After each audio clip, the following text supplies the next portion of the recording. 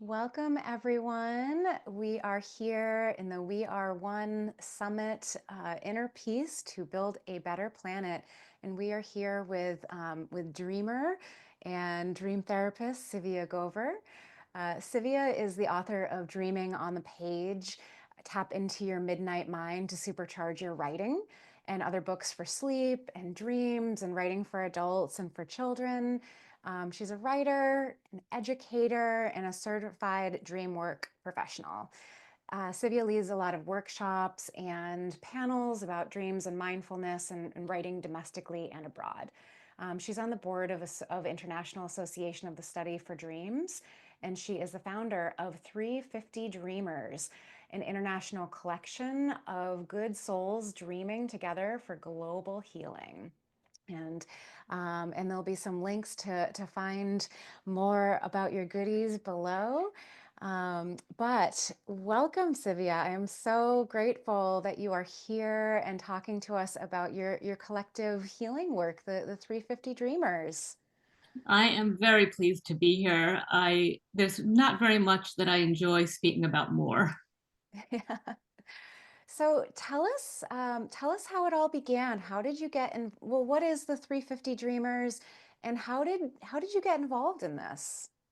350 Dreamers is, as you said in the intro, a collection of good people who want to do something about global healing and are taking it from a spiritual perspective, a perspective of the inner world and the inner life, as well as taking action, as I say, off the pillow. So on the pillow, um, around the time of the equinoxes and the solstices, we dream together. In other words, people from around the world, there are over 1,000 of us, set our intention to dream for global healing. And it's as simple as that. And then we have faith that whatever dreams come are serving that purpose. And in the morning, we get online and we share dreams and we help each other look for what might be the collective message or the message for us as individuals to serve the collective in the face of this time of great climate cataclysm and crisis. And Yeah. how I got into this is that, I've been a dreamer all my life, an active dreamer, somebody who's curious about my dreams. And, not only do I have my dreams, I live by them, I look to them for guidance, for information. And that's just been my life. And it became my profession about 15 years ago. Mm. In terms of the 350 Dreamers, a friend of mine back in about 2008 or 2009 invited me to go with her to hear a talk by Bill McKibben, the head of 350.org. And I said at first, even though, caring about the environment has been central to who I am since I was a little girl, when I was 10 years old, I made a club called Help Our World that met in my basement, and Oh, focused on the environment. Yeah. So this has been core to who I am all along. But I was feeling so despondent at that point. I said, I don't want to go hear Bill McKibben talk. I'm just going to get depressed. yeah. And my friend said, just come.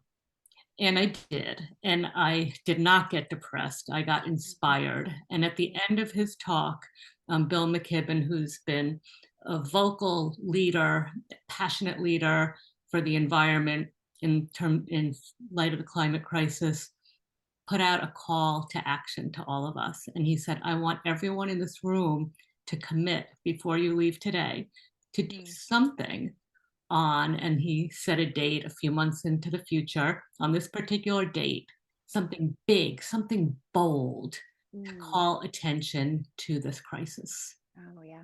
And I thought, what can I do? I'm a dreamer, I'm a poet, what do I do? And I got this idea. Let me see if I can get 350 people in honor of 350.org to dream together on a single night for global healing. And I only had a few months to do it. I used Facebook at the time, that was the big social media, and I used my contact list. And we had more than 350 dreamers on that first night. We Wow. dreamed together for global healing, and everybody in that group was like, let's keep doing this. And so we have. So you mentioned earlier that one of the you come together on the equinoxes. What is special for you about that time of the year in terms of dreaming, in terms of those earth rhythms? Like why the equinoxes? Yeah, we do the equinoxes and the solstices. We started out doing every month on the new moon, Mhm. but I run this single-handedly, and that got to be a little bit too much for me. So even from the beginning with the new moons, we were tying it to the natural, you know, signals and systems of the earth because this is who we're dreaming for.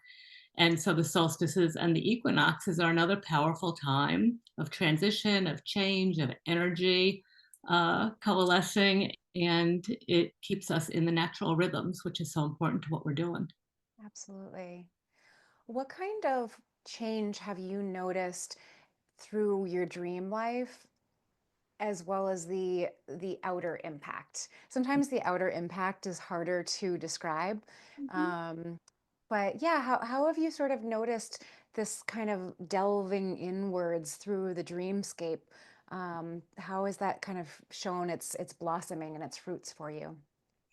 Well, actually, on the outside, we have seen results at times. When there was Mm. the Exxon Valdez oil spill that was Yeah. going on, if you recall, for weeks and months, and it was so heartbreaking, just oil pouring into the seas, and we were all so devastated.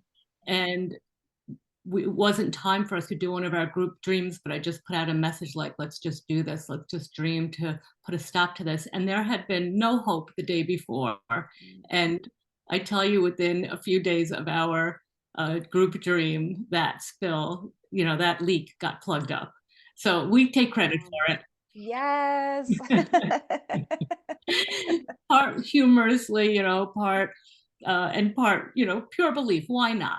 Why not? Why It not? It seemed like doesn't, there was no solution on the horizon, and then there was. yeah. Do But you remember any of the dreams that came through during that time? I literally have folders full of dreams, but no, I don't remember any particular dreams. And that's part of what's interesting about this. Yeah.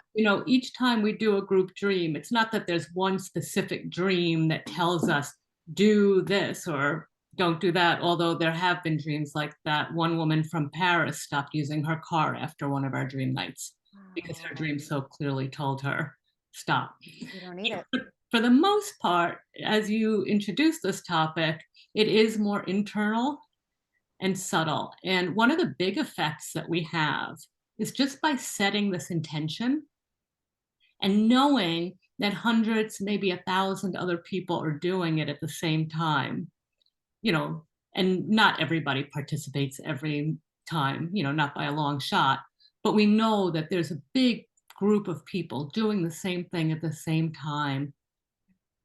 Just by doing that alone at the most basic level, and this is a powerful basic level, we're moving past our paralysis, we're moving past our numbness, Mm. and we're not doing it alone. We're facing this problem, we're letting this problem into our hearts and minds and into our dreams, knowing that we're in a group of people doing it together. And I just love that there's a cat moving through our field as we do this because this is earth, this is animals, this is the kind of primal energy that we want. So I'm loving Yeah. this. He's like, hello, do not forget me. I am close to the earth.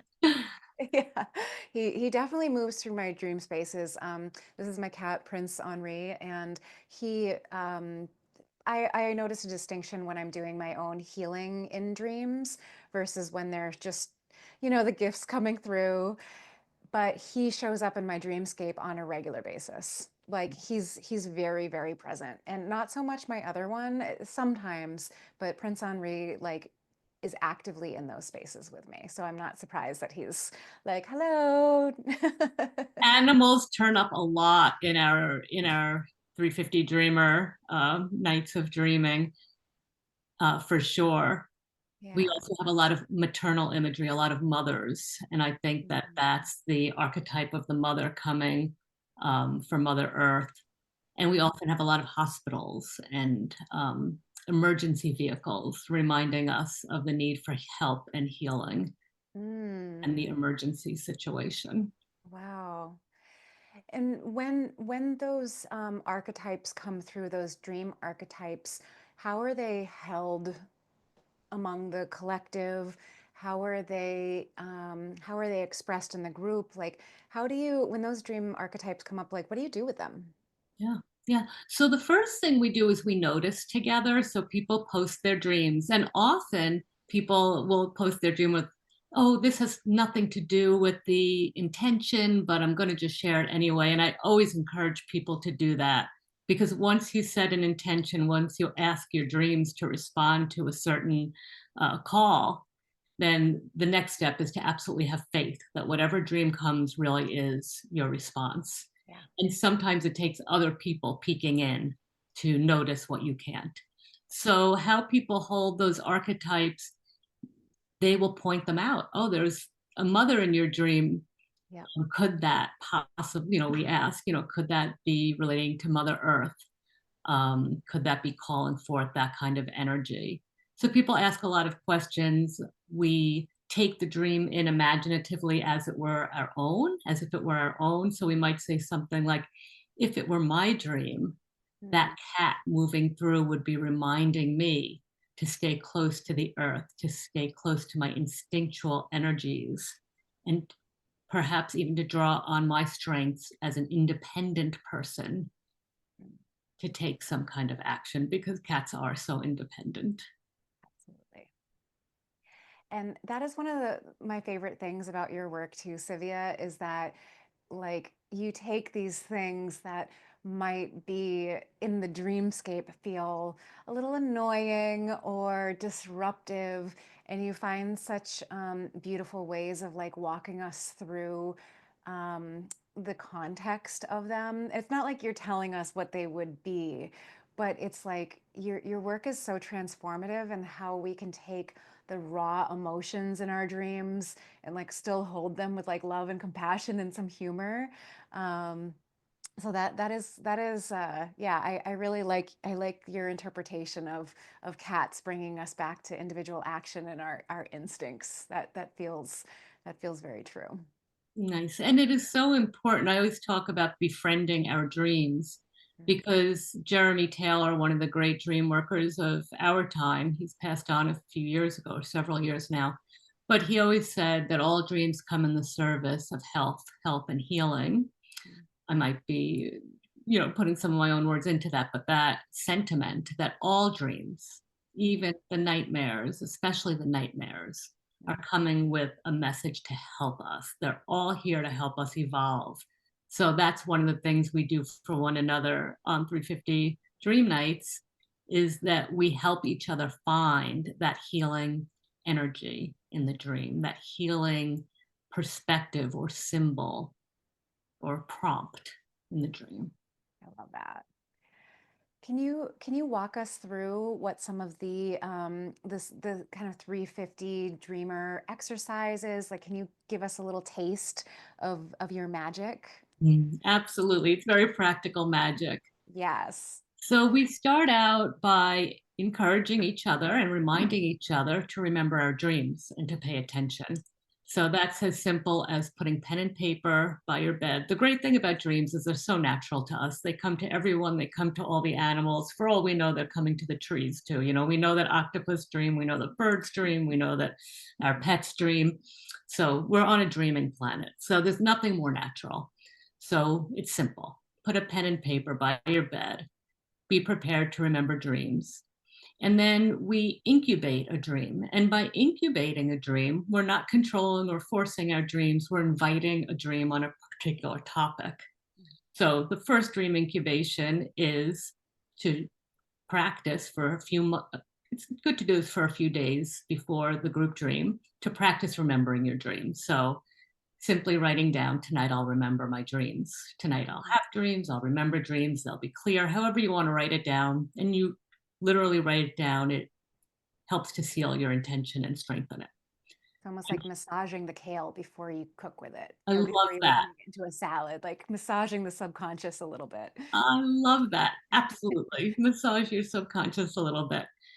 And then on dream night, you'll do something a little bit even more intentional. So not only will you write down tonight in my dreams, I will direct my energy to global healing, or I will have a dream of global healing. You can word it in a way that feels right to you, Mhm. but you also might add an action. So some people wear a special pair of pajamas that night to sort of remind their subconscious that we're doing something special. Some people journal a little bit about what they love on the planet, what's breaking their heart, or what they want to see, or how they're feeling about being powerless, or feeling relatively powerless in the face of this big um, movement of change. And so you can do any of these things. I keep a little rubber ball that has a picture of the earth on it, and it's Mhm. very soft and squishy. So I put that under my pillow. So putting something under your pillow to remind you, to symbolize that you are going into a specific dream space. Yeah. Could even be a little note that you put under your pillow, with your intention on it. And Mhm. then from there, you go to sleep and you dream.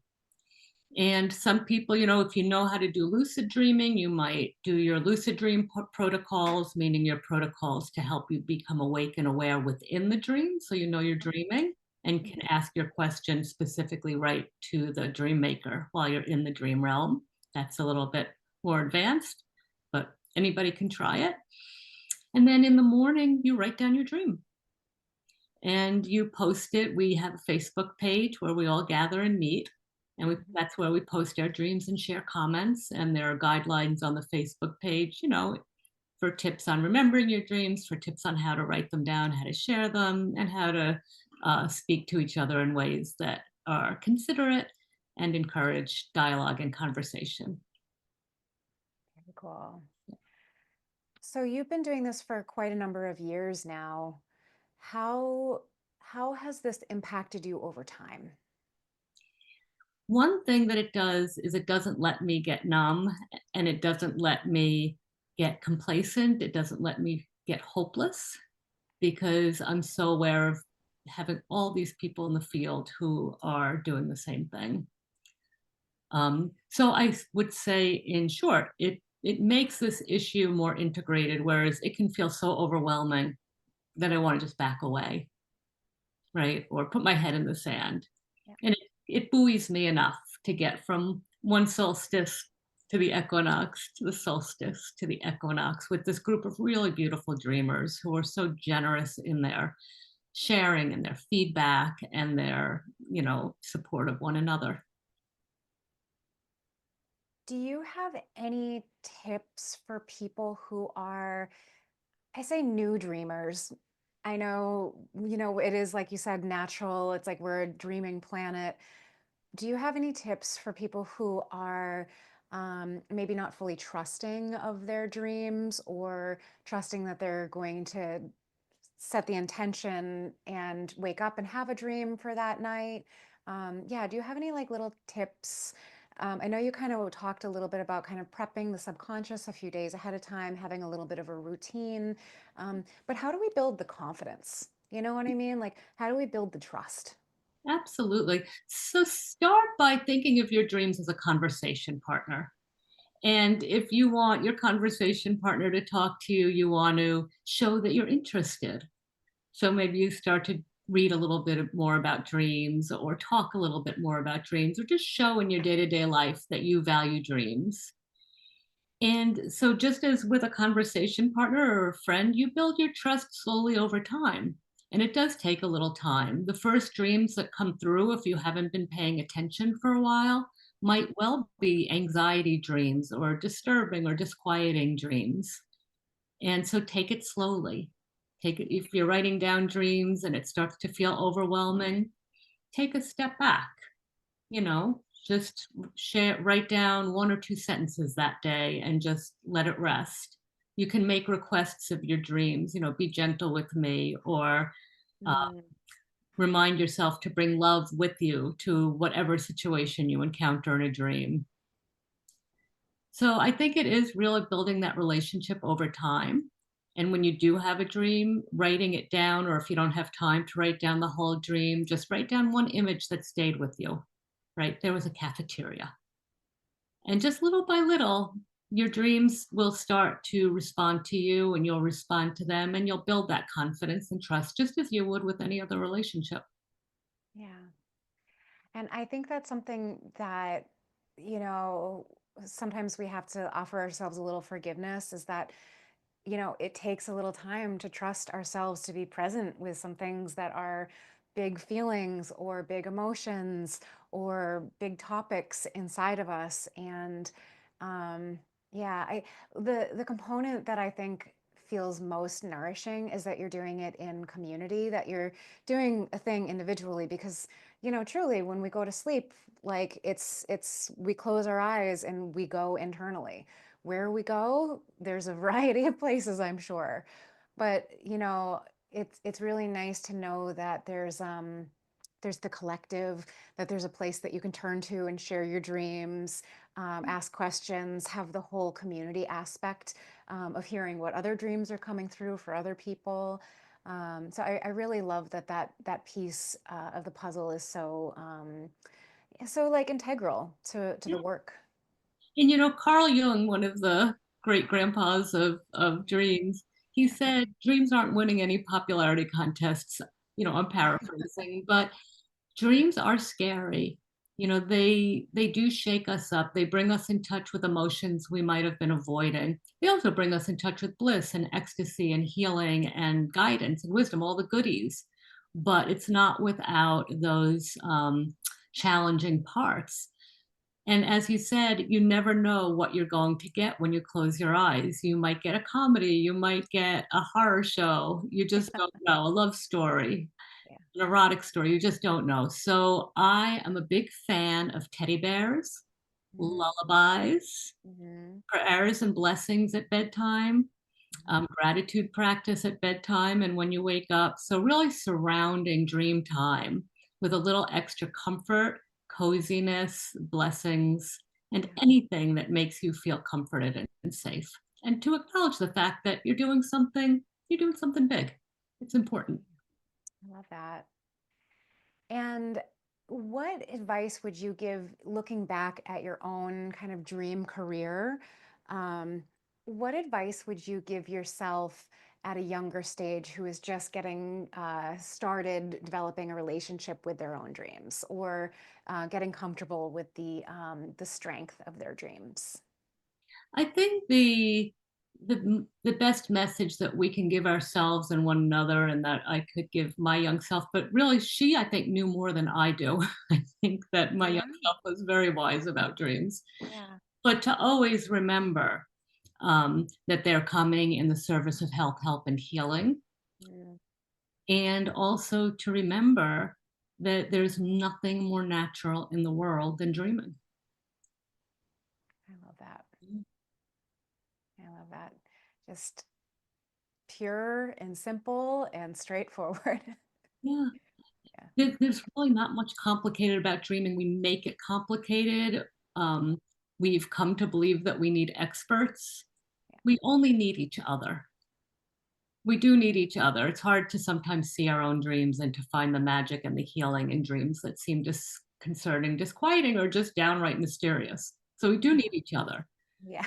But they are ours. The dreams are yours, they're ours. And in terms of the collective, they weave us together in a web. Whenever we dream in a group, we start to have synchronicities, we start to have shared imagery. That's one of the fun parts of this process.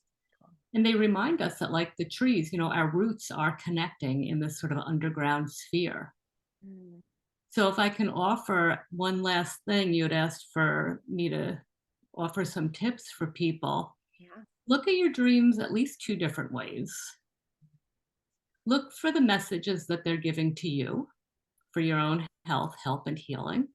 Hmm. But also ask your dreams, what messages might you be giving me? Or look to any dream and ask, what message might there be here for the collective, for the family, for the community, for the earth family? And one way to do that, usually we write our dreams out as I, right? I'm being chased or I'm Mhm. lost. Try writing we, right? We are running. We are lost. Look at how it changes when you write that dream in the third person. Um, the first Very cool. person, plural.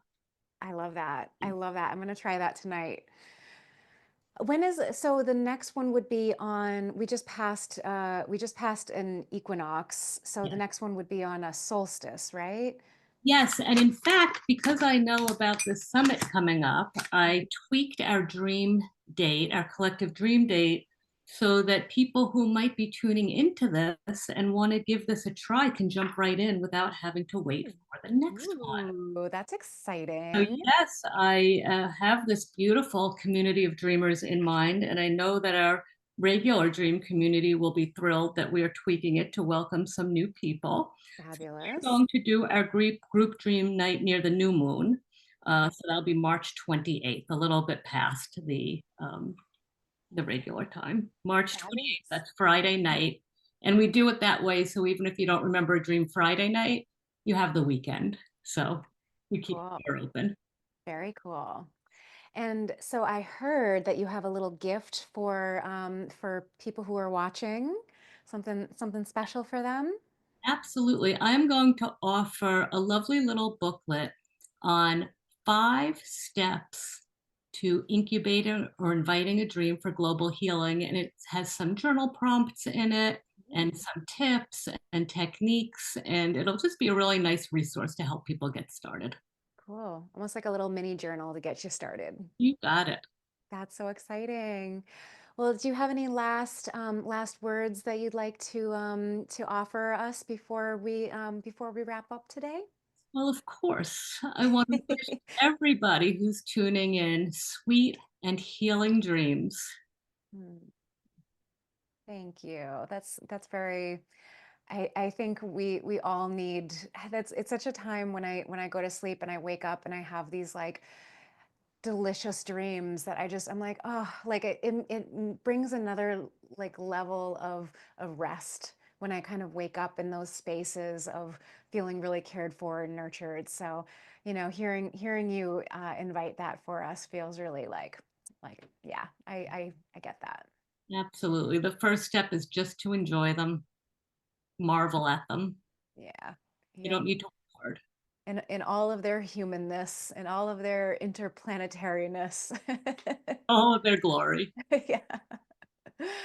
Fabulous. Well, thank you so much. And if you do want to follow up with Civia, the links will be down below.